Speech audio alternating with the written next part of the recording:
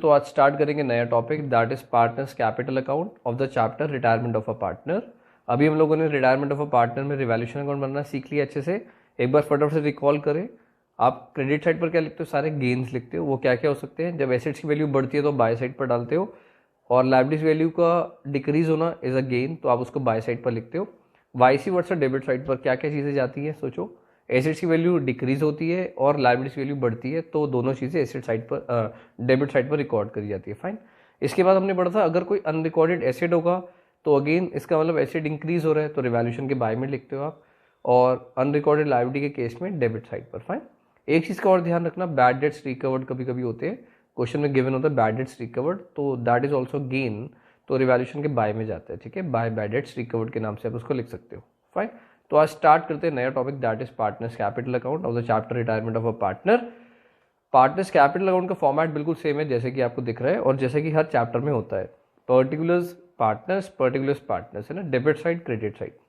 अभी retirement of a partner के एक स्टैंडर्ड क्वेश्चन में 3 पार्टनर्स होते हैं, उसमें से एक जना रिटायर होता है। फाइन। तो मैं भी उसी के अकॉर्डिंग पार्टनर्स कैपिटल आपको डिस्प्ले कर रहा हूँ। यहाँ पर हमारे पास 3 पार्टनर्स हैं, ABC, और एज्यूम करेंगे कि बी रिटायर हो रहे हैं। फाइन। तो उसके अकॉर्डिंग पार्टनर्स कैपिटल बनाना सीखते हैं। अच्छा, आप लोगों ने एडमिशन ऑफ अ पार्टनर करा था, उसमें आप सबसे पहले क्या लिखते थे, आपको याद है? पार्टनर्स कैपिटल का 80% पोर्शन बिल्कुल सेम है जो आपने एडमिशन ऑफ अ पार्टनर में करा था, जो आपने चेंज इन PSR में करा था। डोंट वरी, अगर आपने नहीं भी करा था तो भी आपको क्लियर हो जाएगा। सबसे पहले लिखते हैं बैलेंस ब्रॉट डाउन, है ना। अच्छा, किस साइड पर लिखना है, पहली इंपॉर्टेंट बात है। पार्टनर्स कैपिटल आपको क्या लगता है, एसेट है या लायबिलिटी है?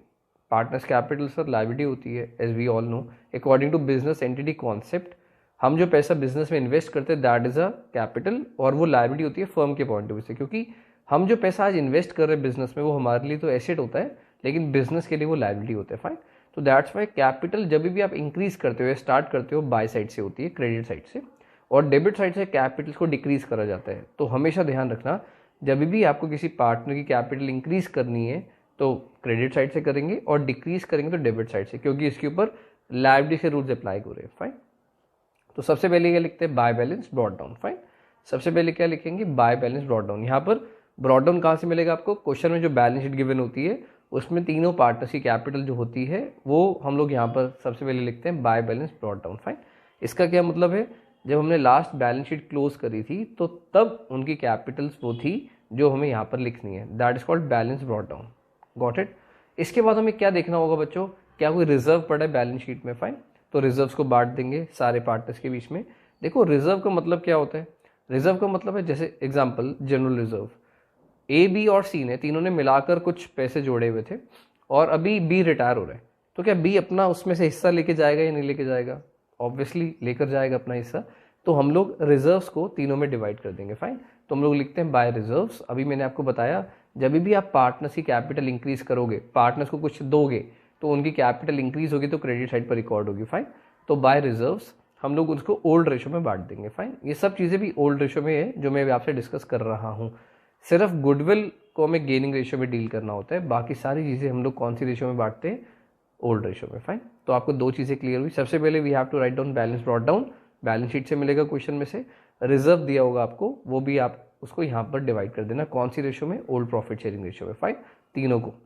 अच्छा, कौन कौन से रिजर्व होते हैं इसके ऊपर मैं एक नई वीडियो बनाऊंगा, इसके बाद आप लोग वो चेक करना। वैसे एक बार मैं फटाफट से रिकॉल कराता हूँ, टोटल वैसे 5 तरह की चीज़ें होती है जो रिजर्व्स के फॉर्म में बांटनी होती है। जनरल रिजर्व हो सकता है, उसका एक और नाम होता है कॉन्टीजेंसी रिजर्व हो सकता है, रिजर्व फंड, WCR, IFR और PL अकाउंट। फाइन। ये सारी चीज़ें जो हमें पार्टनर्स को देनी होती है। स्टिल अभी हम लोग नेक्स्ट वीडियो में इसको डिटेल में डिस्कस करेंगे। फाइन। तो सेकेंड स्टेप क्या हो गया, आपने रिजर्व्स को बांट देना है। थर्ड स्टेप, अगर आपने रिवैल्यूएशन अगर क्वेश्चन में है और आपने बना लिया तो रिवैल्यूएशन पे अगर प्रॉफिट हो रहा है तो उसको बाय साइड पर लिख दो, और अगर लॉस हो रहा है तो डेबिट साइड पर आ जाएगा। फाइन। तो थर्ड स्टेप विल बी, मैं अभी एज्यूम करके चल रहा हूँ कि रिवैल्यूएशन में प्रॉफिट हो रहा है तो मैंने इसको बाय साइड पे बांट दिया, again old profit sharing ratio में।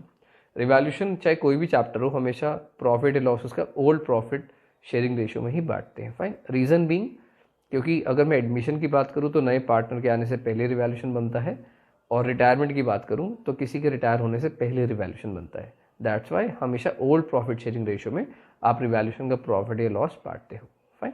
तो अभी तक टोटल कितनी चीज़ें हो गई, 3। फटाफट से रिकॉल करें। सबसे पहले बैलेंस ब्रॉट डाउन कहाँ से मिलेगा, बैलेंस शीट से। रिजर्व्स बैलेंस शीट से मिलेंगे, ओल्ड प्रॉफिट शेयरिंग रेशियो में बांटने हैं। तीसरा, अगर रिवैल्यूएशन पर प्रॉफिट होगा तो हम लोग लिखेंगे बाय रिवैल्यूएशन अकाउंट और उसका प्रॉफिट यहाँ पर बांट देंगे। अगर लॉस होगा तो बच्चों वो डेबिट साइड पर जाएगा। अभी मैं एज्यूम करके चल रहा हूँ कि प्रॉफिट है। फाइन, ये 3 चीज़ें आपको अच्छे से क्लियर हो गई है। फोर्थ चीज़, अगर किसी पार्टनर ने ड्राइंग्स करी तो वो डेबिट साइड पर आता है। या फिर एक और पॉइंट होता है एसेट्स रिटर्न ऑफ। जैसे अभी हमने रिजर्व्स बांटे, वैसे कुछ एसेट्स होते हैं जो आपको राइट ऑफ करने होते हैं। अभी मैं एग्जांपल दे रहा हूँ आपको, लेकिन वो जो नेक्स्ट वीडियो आएगी रिजर्व्स के ऊपर, उसी में वो एसेट्स पे डिस्कस करूंगा जो राइट ऑफ करने होते हैं। वो होते हैं गुडविल, एडवर्टीजमेंट सस्पेंस और पीएल। 3 एसेट्स होते हैं। कौन कौन से? गुडविल, जो एग्जिस्टिंग गुडविल होती है बैलेंस शीट में, उसको आपने राइट ऑफ करना होता है। रीज़न हम लोग नेक्स्ट वीडियो में डिटेल में डिस्कस करेंगे। अभी हमें सिर्फ मेन पार्टनर्स कैपिटल पर फोकस करना है। दूसरा, एडवर्टीजमेंट सस्पेंस अगर पड़ा होता है उसको राइट ऑफ करना। और थर्ड, पीएल, वो लॉस होता है तो ये फिक्टिशियस एसेट होते हैं जो हमें राइट ऑफ करने होते हैं। गुडविल हम क्यों राइट ऑफ कर रहे हैं? क्योंकि अकाउंटिंग स्टैंडर्ड 26 बोलता है कि आपको गुडविल को बैलेंस शीट में शो नहीं करना जब तक आपने उसके लिए पैसे नहीं पे करे हैं तो।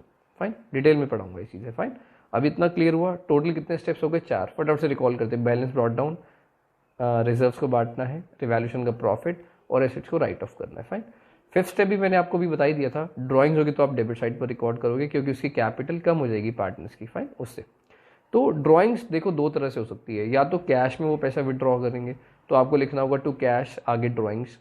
तो जिस पार्टनर ने जितना ड्रॉ करा है, विड्रॉ करा है, उतना उसकी कैपिटल से डिडक्ट कर लेना। अगर उसने कोई एसेट लेकर कोई पार्टनर एसेट लेकर जा रहा है तो वो एसेट का नाम यहाँ पर लिख देना। लेट सपोज बी फर्नीचर लेकर जा रहे हैं तो आपको क्या लिखना होगा? To furniture. फाइन, और बी के अकाउंट में डेबिट कर देना। उसकी कैपिटल हम लोग कम कर देंगे ना अगर कोई फर्म का एसेट लेकर जा रहा है तो। क्या आपको इतनी बात अच्छे से क्लियर है? तो 5 चीज़ें अच्छे से लर्न हो गई आपको। एक बार रिकॉल करें फटाफट। Balance brought down, reserves, revaluation का प्रॉफिट। डेबिट साइड पर 2 चीज़ें अभी हमने लिखी, एसेट्स को राइट ऑफ करना और दूसरा ड्राइंग्स करना। इतनी बात अच्छे से क्लियर है आपको? अब आ रहा है सबसे इंपॉर्टेंट स्टेप जो एडमिशन ऑफ अ पार्टनर को रिटायरमेंट से अलग करता है, that is treatment of goodwill. और मैंने आपको सिखाया था ट्रीटमेंट ऑफ गुडविल कैसे करते हैं retirement of a partner chapter में। आपको क्या करना होता है? अभी हमने क्या एज्यूम करा कि बी रिटायर हो रहा है। फाइन, तो जब बी रिटायर हो रहा है आपको क्या लगता है वो अपना गुडविल में हिस्सा लेकर जाएगा या और पैसे देकर जाएगा फर्म को? देखो, तीनों ने मिलकर मेहनत करी है। काफ़ी सारे कस्टमर्स होंगे जो बी के नाम से फर्म में आ रहे हैं, काफ़ी सारे कस्टमर्स होंगे जो ए के नाम से आ रहे हैं फर्म के पास, और काफ़ी सारे कस्टमर्स होंगे जो सी के वजह से आ रहे हैं। फाइन, तो दैट्स वाई तीनों का कॉन्ट्रीब्यूशन है यार आज फर्म की गुडविल में, है ना। तो ऑब्वियसली बात है कोई रिटायर होगा तो वो अपना शेयर लेकर जाएगा ना। लेट सपोज टोटल गुडविल की वैल्यू आपकी फर्म की 2 लाख रुपीज़ है, उसमें बी का शेयर है 50,000, तो यार वो 50,000 लेकर जाएगा ना अपने आज, जो उसने इतने एफर्ट्स करे हैं बिजनेस में हमारे। फाइन, क्योंकि इसके बाद तो ए और सी कंटिन्यू करेंगे, तो बी की जो मेहनत का मज़ा है वो ए और सी लेंगे फ्यूचर में। That's why B will claim his share of goodwill in cash. Fine, तो वो गुडविल के पैसे आपसे मांगेगा।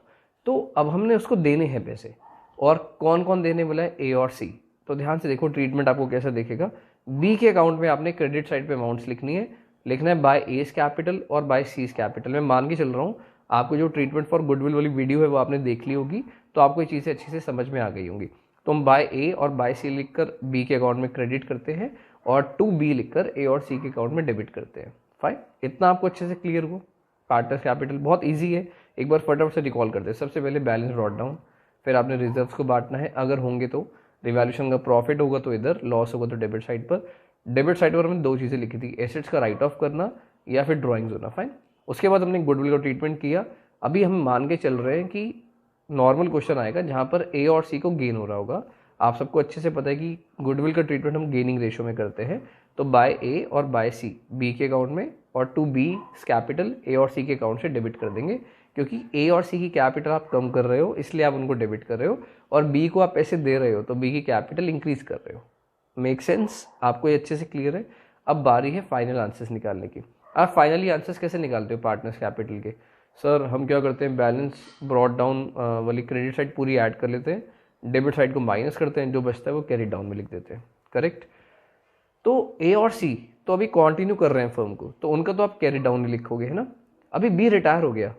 जो रिटायर होता है उसको डील करने के हमारे पास टोटल 3 ऑप्शन होते हैं। पहला कि हम उसका लोन बना सकते हैं, तो हम लोग निकालेंगे आंसर नॉर्मली जैसे आप कैरी डाउन्स निकालते हो, credit side minus debit side, बस वहाँ पर हम लिख देंगे टू बीज लोन। ध्यान से देखो, कुछ ऐसा दिख रहा है आपको, हाईलाइट हुआ है टू बीज लोन के नाम से।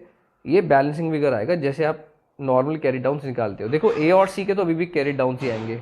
रीजन बीइंग क्योंकि ए और सी कंटिन्यू कर रहे हैं, तो जब नई बैलेंस शीट बनेगी वहां पर ए और सी की वाली कैपिटल्स आएंगे जो आप बैलेंसिंग फिगर निकालोगे कैरी डाउन के तौर पर। मैं बी के लोन की बात कर रहा हूँ, तो ये बी का लोन कैसे निकला है, क्रेडिट साइड ऑफ बीस capital account minus debit side of बीस कैपिटल अकाउंट, बैलेंसिंग फिगर आएगा। हम इस बार बी का आंसर कैरी डाउन में नहीं लिख सकते, रीजन बीइंग क्योंकि वो कंटिन्यू नहीं कर रहा है फर्म को, फाइन, तो उसका हम लोन बना देते हैं।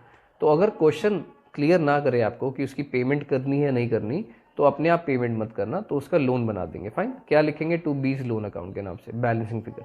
गॉट इट, अच्छी तरह बात क्लियर है। अगर फर्म मतलब अगर क्वेश्चन बोलते हैं आपको कि आपको पेमेंट करनी है, तो आप यहाँ पर लोन की जगह बैंक लिख सकते हो, देख रहे हैं आपको हाईलाइट करा हुआ है, तो यहाँ पर लोन नहीं आएगा, क्या आ जाएगा, बैंक आ जाएगा, फाइन। तीसरा सर्कमस्टांस क्या हो सकता है कि वो आपको बोले कि कुछ लोन बना दो कुछ पेमेंट कर दो, तो दोनों चीज़ें लिख देना है, टू बीज लोन और टू बैंक, दोनों चीज़ें आ जाएंगी। क्या मेरी बात क्लियर? बाकी सारी चीज़ें आपको जैसे हम क्वेश्चन में मूव ऑन करेंगे आपको अच्छे से क्लियर हो जाएगा। अभी लास्ट टाइम फाइनली एक बार रिवाइज कराओगे फटाफट। बैलेंस ब्रॉट डाउन, रिजर्व्स को बांट दो, रिवैल्यूएशन का प्रॉफिट, डेबिट साइड पे ड्राइंग्स और वो एसेट्स को राइट ऑफ कर दो, गुडविल को ट्रीट कर देना। ट्रीट कैसे करेंगे एक बार रिकॉल करते हैं। अगर बी रिटायर हो रहा है तो ज़्यादा चांसेस होते हैं कि ए और सी से पैसे लेकर हमें बी को देने होंगे, depending upon the gaining ratio. तो by S capital by C's capital B के अकाउंट में क्रेडिट, क्योंकि आपने बी को पैसे देने हैं, उसकी कैपिटल आपने इंक्रीज करी, और ए और सी की कैपिटल रिड्यूस करी, टू बीस कैपिटल लिखकर ए और सी को डेबिट किया, फाइन। बैलेंसिंग फिगर आंसर्स निकाले, ए और सी का balance carry down normal. B की बात करें तो मैंने आपको बताया तीन केसेस हो सकते हैं, या तो लोन बना देना, अगर क्वेश्चन कुछ नहीं बोलेगा या लोन बनाने के लिए बोलेगा तो टू बीस लोन बैलेंसिंग फिगर, अगर पेमेंट करने के लिए करेगा तो टू बैंक, और अगर दोनों का मिक्सर होगा तो दोनों, फाइन, दोनों का कॉम्बिनेशन भी हो सकता है, कुछ पार्ट लोन में कन्वर्ट हो जाएगा कुछ पेमेंट हो जाएगी, एज सिंपल एज दैट। तो आपको कैसा लगा मुझे बताना ज़रूर मैसेज कर बहुत मेहनत थी इस वीडियो में, आप बताना कि आपको कैसे समझ पाया, फाइन। प्लीज़ कमेंट ज़रूर करा करो और लाइक ज़रूर करा करो हमारी वीडियो को, बहुत मेहनत होती है इसके पीछे आपका एक्सपीरियंस अच्छा करने के लिए। थैंक यू, मिलते हैं नेक्स्ट वीडियो में।